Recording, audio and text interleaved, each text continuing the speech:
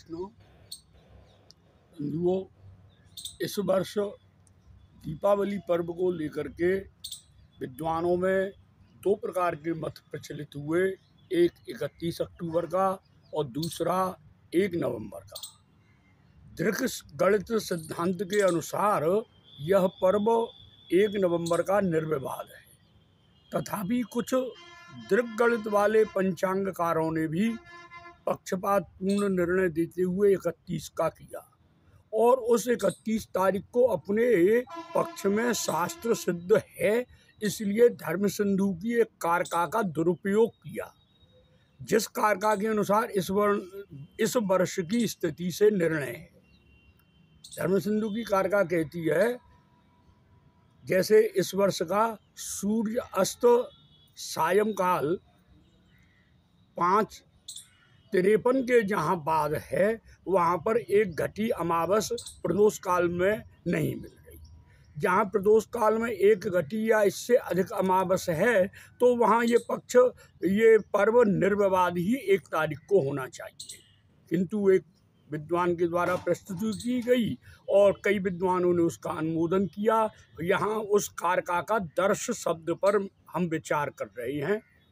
सूर्योदयम व्याप्य अस्तोत्तरम घटकाधिक रात्रि व्यापिनी दर्शे न संदेह।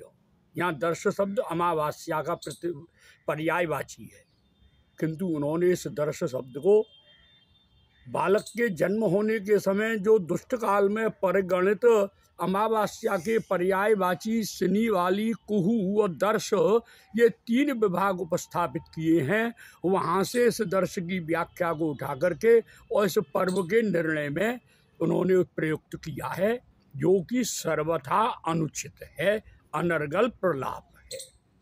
यदि हम इस बात को देखते हैं, सबसे पहली बात तो यह है कि दर्श शब्द अमावास्या पर्याय है। इसको शब्द कल्पद्रुम के अनुसार, अमरकोश के अनुसार यदि हम देखते हैं तो अमरकोश कहते हैं अमावस्या त्वमावास्या दर्शः सूर्येन्दु संगम। दर्श अमावस्या का पर्याय है। काल माधवकार ने लिखा है अमापर्यायः दर्शः, तो उसको जन्म के प्रसंग से लेकर के यहाँ जो प्रस्तुति की है वो अनुचित है। यदि ऐसा ही धर्म सिंधुकार को अभीष्ट था कि दर्श वो विभाग जो किए हैं यहाँ वो नहीं है, उसके लिए सबसे पहली बात तो यह है कि धर्म सिंधुकार की ये विशेषता है, यदि कहीं कोई तिथि नक्षत्र का कोई अंश पर्व में निर्णायक है तो उसका वर्णन स्पष्ट किया है। जैसे हम विचार करते हैं दूर्वाष्टमी, तो धर्म सिंधुकार ने दूर्वाष्टमी के पर्व निर्णायक तत्वों में जिस तरह की आवश्यकता स्पष्ट किया है, यहाँ नहीं किया। इससे सिद्ध होता है कि यहाँ वो नहीं है।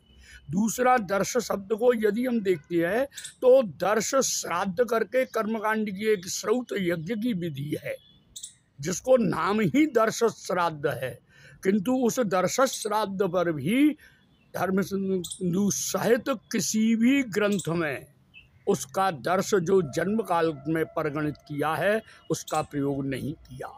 और उसके साथ ही ये दर्श शब्द धर्म सिंधु सहित अनेकों निबंधकारों ने मल मास के निर्णयों में प्रयुक्त किया है और चांद्रमास के वर्णन में भी किया है। अमांत मास, पूर्णमांत मास के प्रसंगों में दर्श शब्द का अमावस के अर्थ में ही प्रयोग किया है। इसलिए इन दूषित अर्थ करने वालों से हमको सावधान रहना चाहिए। और मैं प्रार्थना करता हूँ उन सभी से कि शास्त्र दूषण, शास्त्र में दोष, अनर्गल अर्थ करना ये बहुत बड़ा पाप माना है। इसलिए इसको जो है ऐसे पाप के द्वारा और समाज को एक अंधकार में ढकेल रहे हैं।